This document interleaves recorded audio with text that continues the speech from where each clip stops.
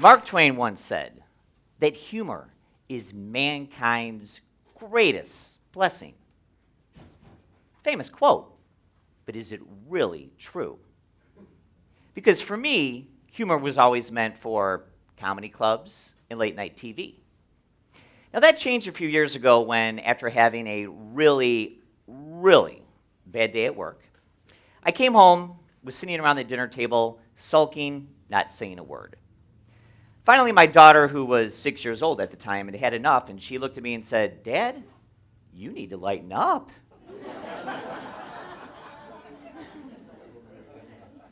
Now, it's funny how our kids can give us the best advice.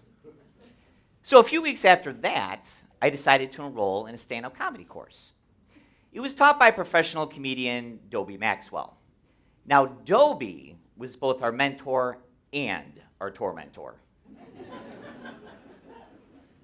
There's a reason why the great actor Robert Redford says, "Stand-up comedy scares the living bleep out of me." Indeed, this class was a complete 180 from anything I'd ever taken. Because you see, if you look on my wall in my office, there hangs a degree in economics and a degree in finance, claiming that I'm educated.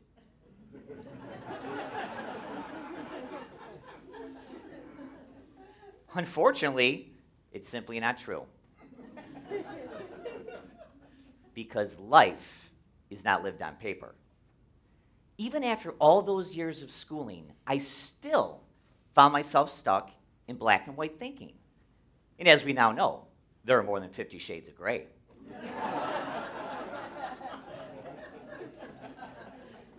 Life is limitless. And there's lots of colors too. I am so thankful I took that class because it gave me a shift in my perspective. My biggest takeaway was that the principles of stand-up comedy, such as connecting with others, communicating with power, relieving tension, they're not just for the physical stage, but for the multiple stages of life. Look around. Humor is everywhere. It's not just in the break room. It's in the boardroom, the battlefield, our city blocks, even the bedroom. So why isn't it in our school books? Now, I'm a father of 3, uncle to 11, and now a great uncle to 1. I've got a lot of skin in the game. If we truly want our children to climb and see all those beautiful colors, stand-up comedy belongs in Common Core. It's a curriculum for life. Now, before we go any further, there is a warning. I know, humor can get personal. And bad humor is a complete turnoff. It's worse than finding hair in your food. It's worse than finding food in your hair. It's worse than a guy named Harry eating your food. It's bad. Because I know what some of you might be thinking. Eric, if we teach stand-up, we're going to create an entire generation of smartasses. Quite the opposite. Because comedy that is taught to be clean is actually quite courteous and other-centered. So no safe zones needed here.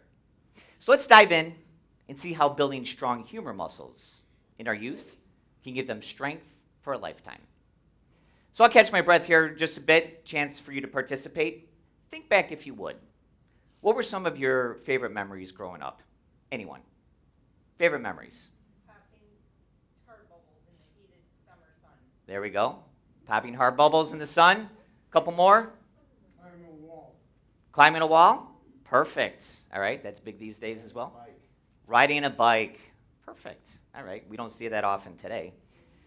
But for me, they were Christmas presents, cartoons, coloring books, but there was also some confusion. Now, how's this for humor? My mother was a former nun. My father, a paranoid schizophrenic. Apparently, opposites do attract. You can imagine my teenage years. Not only was I trying to figure out my own identity, but my father's as well.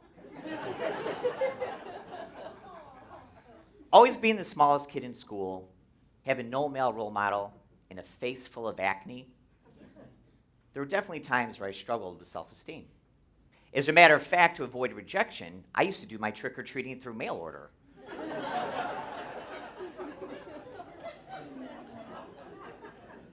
Now, to make matters worse, of course, my twin sister Susan in high school was president of the student council, voted best personality. She was homecoming queen, prom queen. She even dated a guy named Steve McQueen.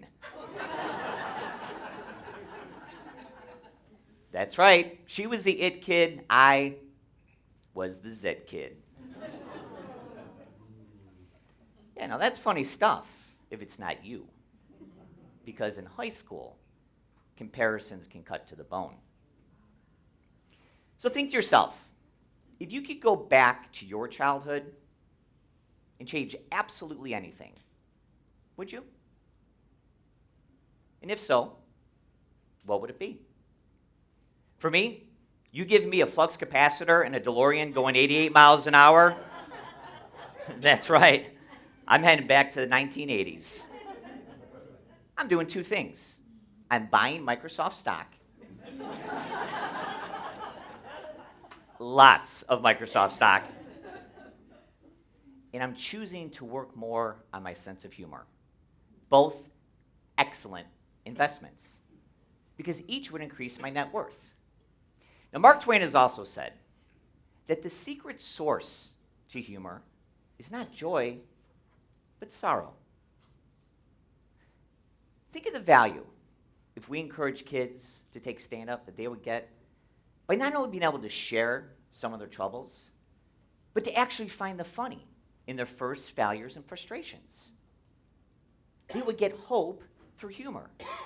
And let's face it, don't we all feel just a little bit better when we get to hear about other people's problems? Because today, teens are struggling big time. They're turning to drugs and destructive behavior in record numbers. According to a recent report, the second leading cause of death among youth and young adults in the United States is teen suicide. By having stand-up in school, it would allow students to shift their perspective. By performing stand-up, they not only would increase their self-confidence, but they would improve their communication ability, but most important, they would develop self-compassion. Because in the words of the great philosopher Mickey Mouse, to laugh at yourself is to love yourself. Now, speaking of Mickey, he was big in my community. I grew up in a mostly white, middle-class Catholic neighborhood. There was an O'Reilly on every corner. I'll never forget when I was 9 years old, my older brother Jeff and I were tossing the football around in the front yard, and a new kid with brown skin was moving in. So I yelled out, "Hey kid, what's your name? Want to play?" And he yelled back, "Sure, my name is Allah." Now, up to that point, the only Allah I had known was a la carte. This was a la tar. So a few days later, I told my older sister Jan that I was going to be going over to his house to play some video games. As soon as I walked in that front door, my whole world expanded. There was exotic scents emanating from the kitchen. There was strange food that had been laid out on the table.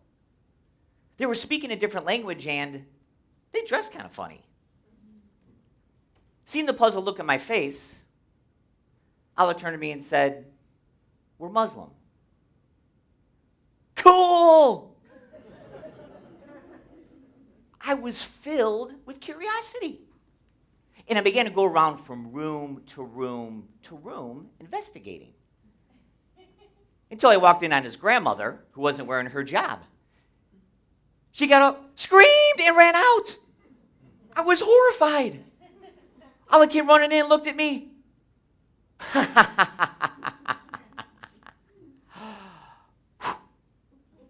Now that laugh led to many, many, many more laughs in a lifelong friendship between myself, Jeff, and Allah.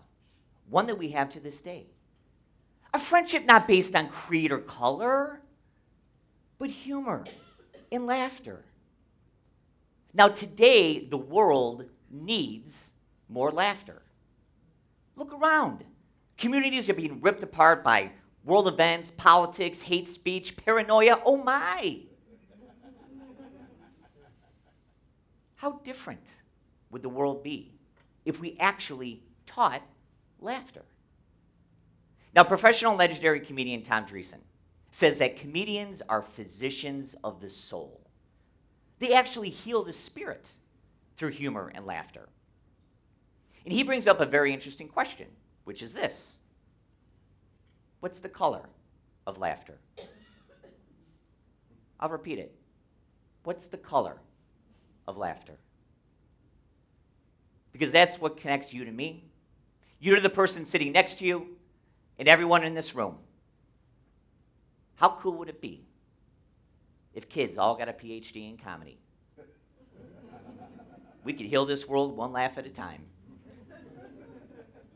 Now, speaking of laughter or lack thereof, when it's missing, it can lead to some stuffy or rude people. So question, raise your hand if you know any difficult personalities. Come on, put them high, let's go. Pretty much everyone in the room.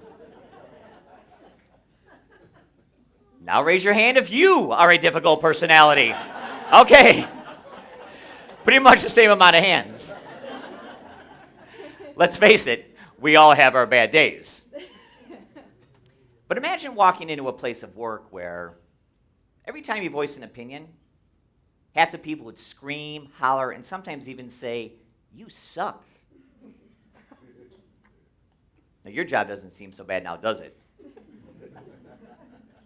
Well, that was my reality for 11 years as a referee.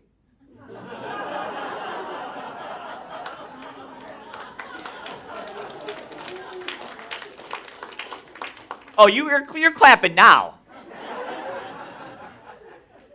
Because having officiated over 3,000 games in my career, I've been yelled at, screamed at, called every name in the book, gotten death threats, needed police escorts, and that's just the Catholic League.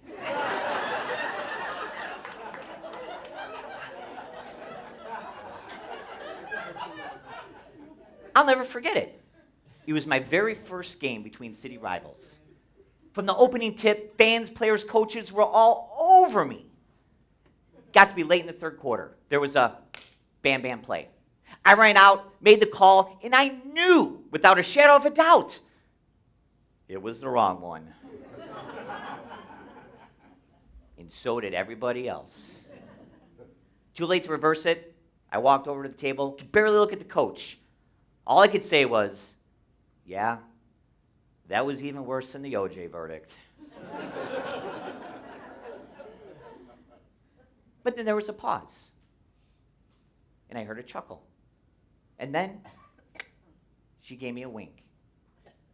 It was at that moment that I fully understood the power of humor and how it can break down barriers and connect one another. Now, I don't care if you're on the gymnasium floor or off of it. Conflict is everywhere. Doesn't matter if you're a student, teacher, librarian, manager, or a short order cook. With all the violence in the world, especially right here in Chicago, we have an obligation to teach kids how to resolve it. One of those ways is comedic relief. The same communication principles that stand-up comedians use to relieve tension in their audience, such as tone of voice, word usage, body language, smiling, simply being likable, are the same principles we can and should teach kids so they can relate to one another on a human level. Because when friction happens, and it will, humor is the lubricant that greases those gears of life. So I'm going to switch gears here briefly and share with you some third-party resources that will further prove that if kids learn comedy, they'll be laughing all the way to the bank. Because the more funny, the more money. Harvard Business Review did a study of top executives, and it was revealed that those that were ranked as outstanding used humor twice as much as those that were simply ranked as average. A study was done on relationships of over 6,000 people in this country, and it turns out that 50% of men and 58% of women say that a lack of a sense of humor is an absolute relationship deal breaker. Dr. Robert Cialdini, author of the book Influence, The Psychology of Persuasion, says that humor is a key ingredient in persuasion because it is impossible to dislike someone who's making you laugh. Business Insider, they polled hiring managers, and it turns out that a strong sense of humor is something that they look for in job candidates because it shows high emotional intelligence and the ability to get along with others. And finally, the medical benefits are well documented. Having a strong sense of humor decreases anxiety as well as depression, increases our overall sense of well-being and our immune system. So to wrap up, I'm going to speak directly now to the big kids. Those of us that have already gone through our schooling, who've been beat up, chewed up, spit out, gone through every broken dream, broken relationship, failure, you name it. I'm here to tell you, it is never too late to laugh your past off.